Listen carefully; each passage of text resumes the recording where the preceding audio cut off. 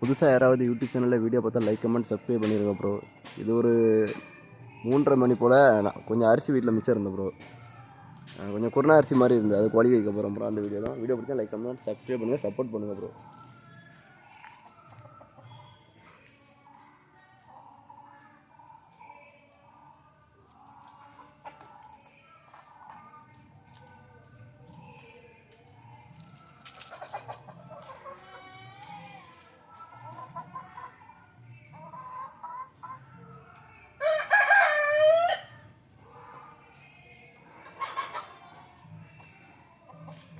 வா வா.